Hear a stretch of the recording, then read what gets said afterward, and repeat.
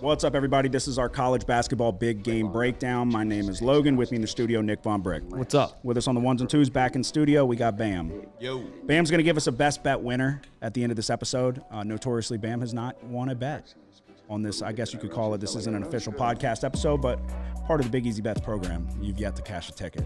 So no time like the present. We got a big Saturday slate. March is officially here. The best month out of the year. The tournament's right around the corner. It's March 1st. Hit the like and subscribe button. Our big game breakdown Tuesdays and Saturdays. We're going to see what we can do. A lot of games to pick from. We didn't have a ton that happened on Tuesday. Florida did get upset, though. I would say in a pretty big upset. There were some sharp people that liked Georgia in that spot. They won by 2. A late push by Florida at the end of the game there.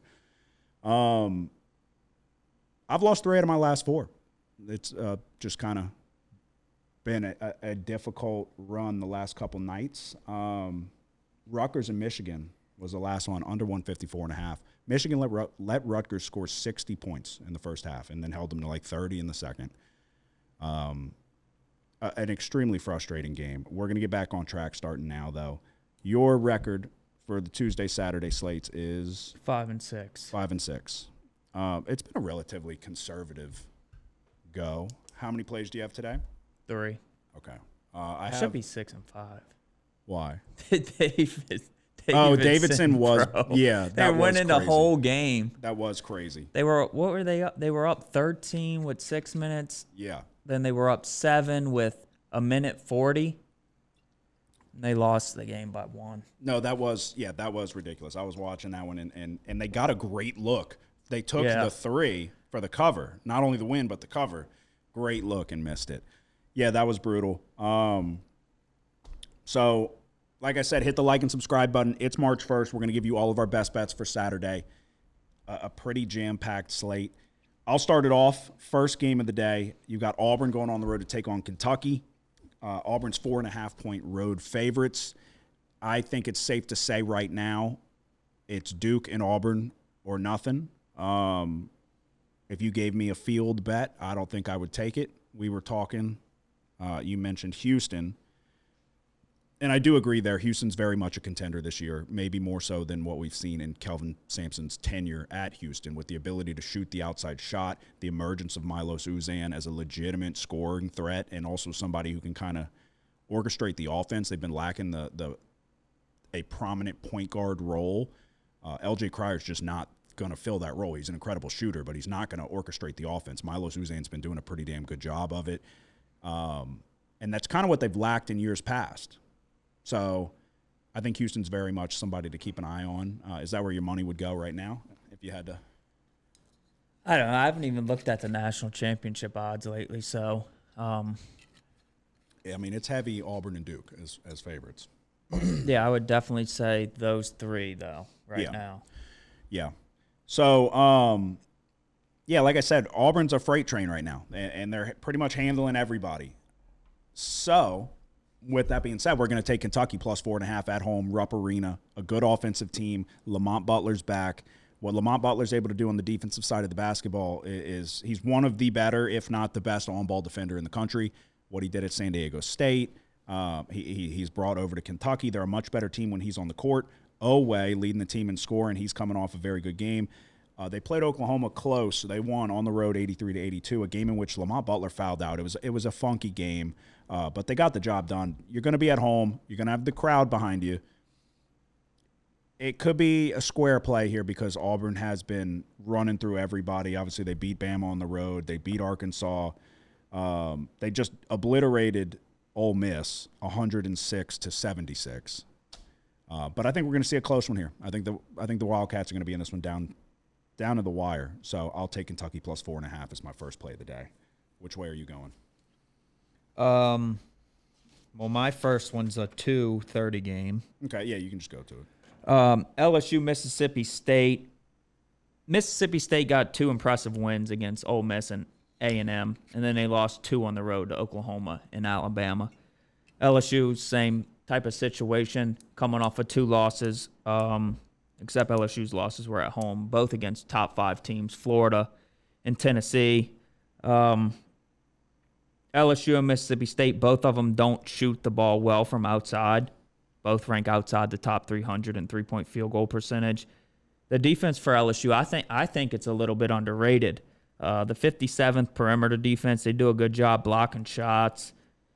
The 2 games LSU won before they lost to Florida and Tennessee, they kind of started doing a good job spacing the ball around.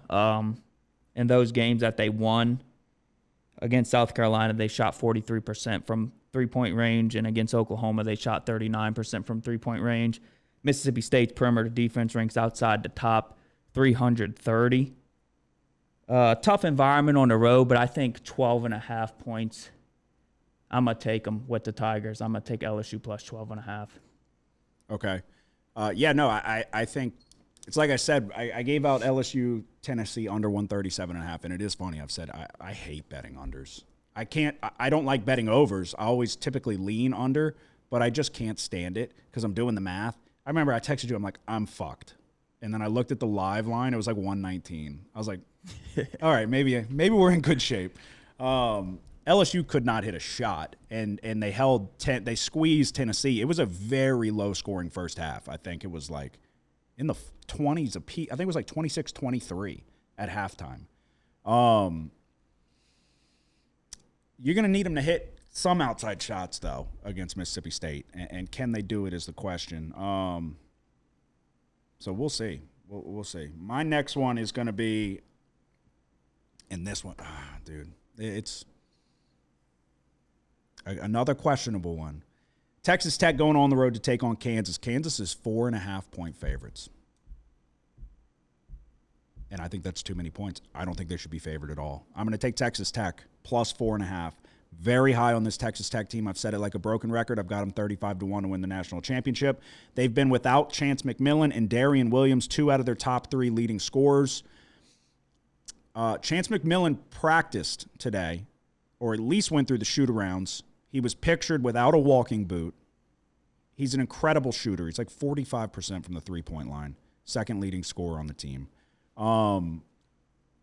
Grant McCaslin, the head coach, said he's got to see them go through a full practice before they get to play, but he feels like they're tired of watching at this point. So did they go through that full practice today? I hope so. I don't know. I don't have any breaking news, inside information if McMillan or Williams is going to play. I would think one of them will be back. I hope they're both back. This line tells me that they don't think they're going to be back. I think, to be quite honest with you, if they're at full strength, I think this line should be the complete opposite. I think Texas Tech should be favored by 4 points, 4.5 points in this position. Hunter Dickinson's the leading scorer, leading rebounder for Kansas, but on the defensive side of the ball, Hunter Dickinson is a liability. A liability. He doesn't want to rebound. He doesn't want to go down and bang bodies. He reminds me of Kyle Filipowski for Duke. I think JT Toppin is going to have a good game. They could put Badinga on him. They have other people that they could throw their way. Kansas is a very good defensive team. They're very good defensive rebounding team as well. But I think you're going to see Texas Tech, who I think top 40 in offensive rebounding, they're going to crash the boards. But then the injuries to McMillan have given Christian Anderson a chance to emerge as a legitimate scoring option. A guy that is he's a problem. He's a very good player. It's given him an opportunity to kind of step up and show what he can do on the offensive side of the ball. I think this is too many points. I think this is a Texas Tech team that was in there with Houston down at the very end without these two guys. I think Houston night and day better than this Kansas team. So we're going to take Texas Tech plus 4.5. I understand Fall Allen Fieldhouse, tough place to go play. This Kansas team has problems, though.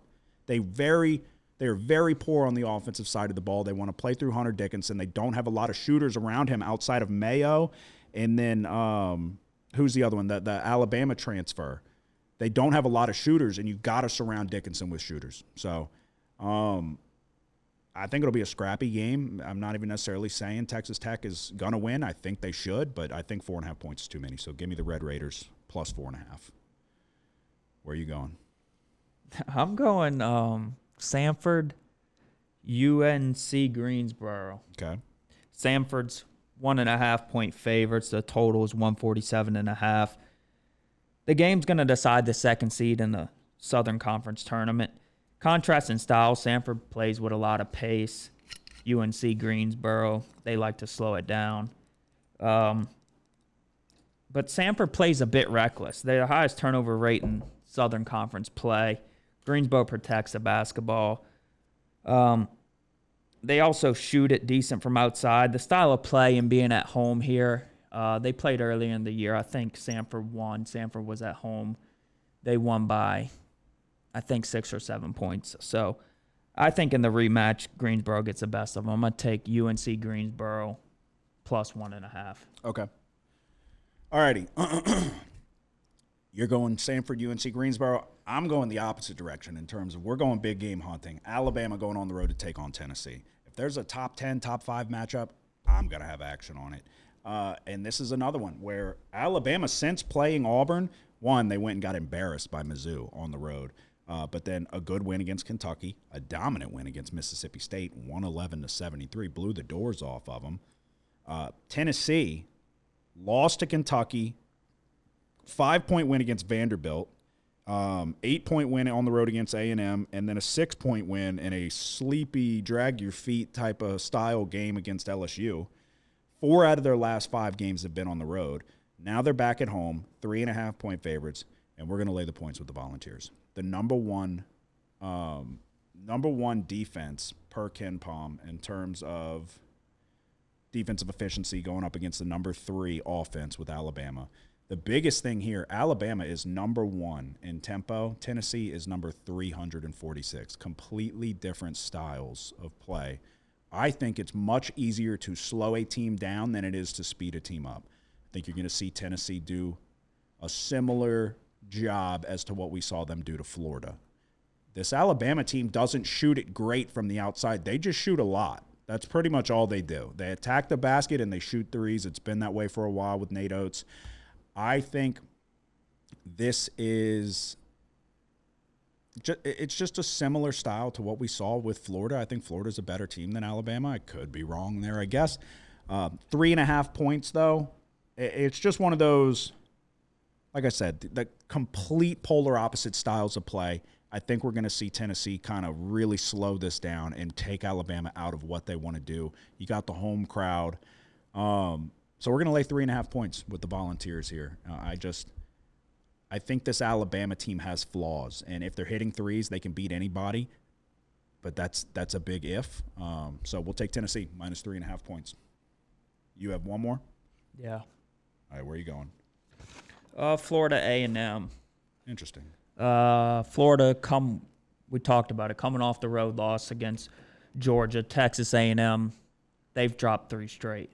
I don't love betting against A&M coming off of 3 straight losses, but we were kind of ahead of schedule here betting against A&M. A&M offensively is just not that good defense. Their defense is supposed to be the strength of their team.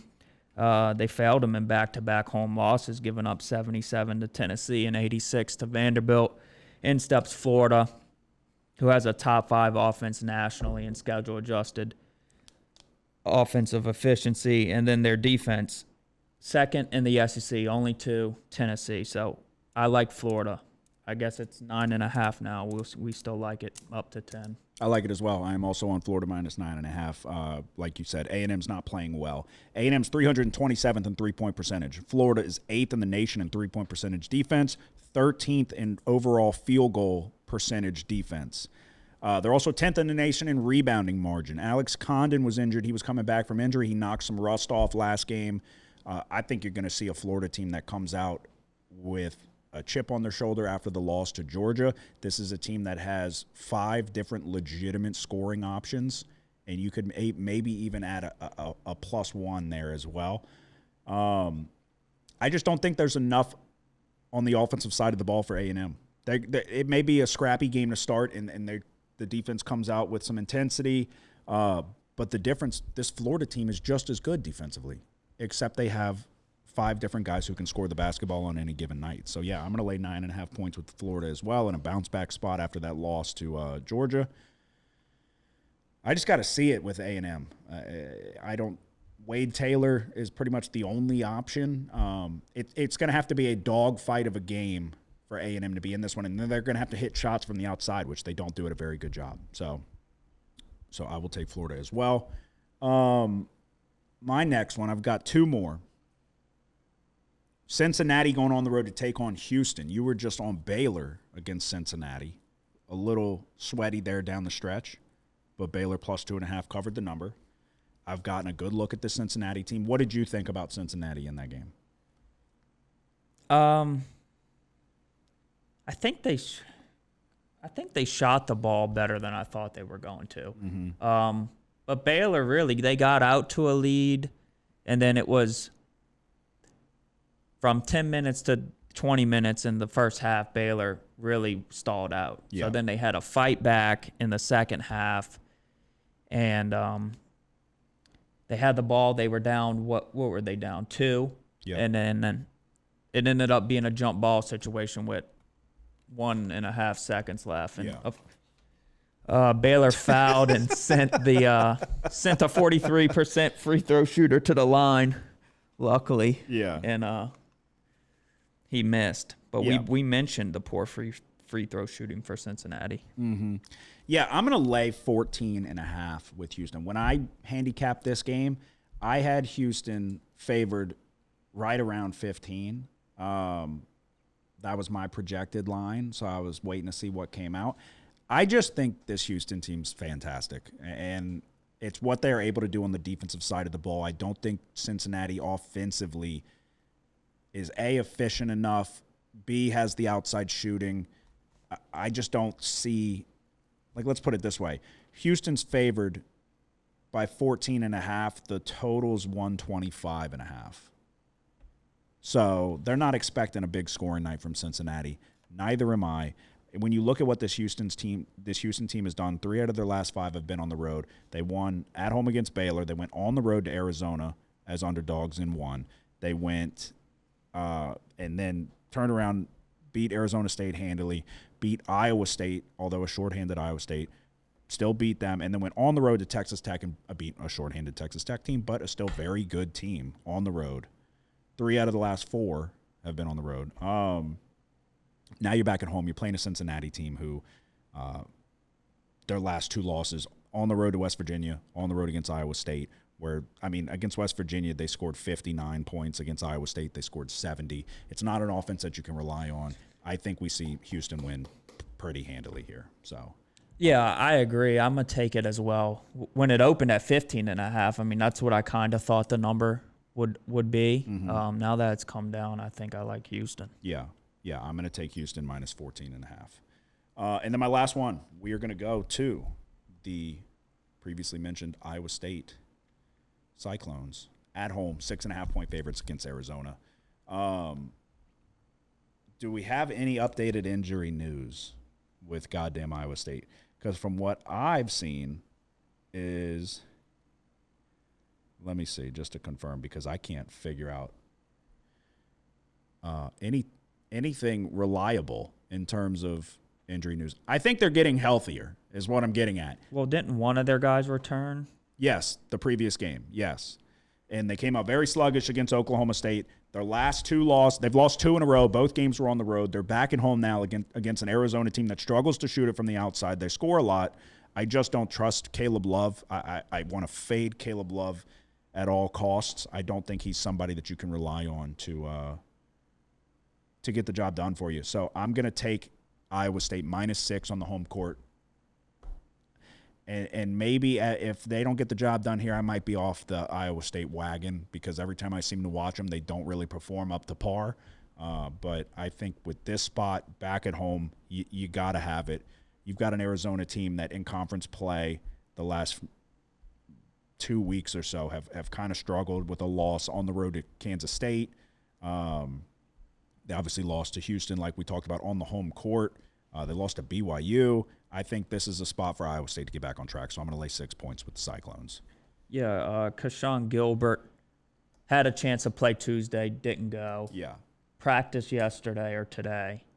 So he's a game time decision, but he's gone. trending towards playing, it seems. Yeah, okay. So that's all I got for Saturday. So to recap, well, Bam, do you have one for us? I do. Mind you, take this with a grain of salt. Bam has not given anybody a winning bet. He's got a small sample size. He ruined me in the Super Bowl. Saquon Barkley first quarter over rushing yards. Never had a chance. But that can all be redeemed right here. I'll take this. I will bet this. Give me BYU minus 8.5 Against the West Virginia Mountaineers. who's home? BYU at home. is at home. Late night game. BYU minus 8.5. Yes, sir.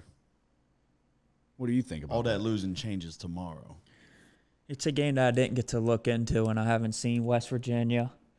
How do they defend the perimeter? Pretty good, if I remember correctly. I think defensively they're solid, but they don't have Small is their best player on the offensive side. I know that. So I bet against BYU when It's they like- played Kansas, It's offensively where West Virginia struggles. and it was a shit show. BYU's not bad defensively. No. But BYU was raining threes. Really? Yeah. And Yeah. Kansas supposedly had the 5th perimeter defense nationally. That was a fucking joke. All right, so I'm not going to add it officially, but I'll bet it. So to recap mine, I am taking first one is, what is it, Kentucky? We're going Kentucky plus 4.5, Texas Tech plus 4.5 as well, Tennessee minus 3.5, Houston minus 14.5, Florida minus 9.5, and Iowa State minus 6. Okay, we're going LSU plus 12.5, UNC Greensboro plus 1.5, Florida minus 9.5, and Houston minus 14.5. And Bam, you were taking BYU minus 8.5. Yes, sir. There you go. That is our best bets for a stacked college basketball Saturday, March 1st, the best month out of the year. The brackets are almost here. There's money to be made. I'm feeling good. I think we're going to have a good Saturday. A lot of times when I feel that way, we get fucking steamrolled. So let's hope that's not the case. On a scale of 1 to 10, how confident are you in your Saturday card? 9. It's pretty good. That's pretty good. Hit the like and subscribe button. Y'all have a good one.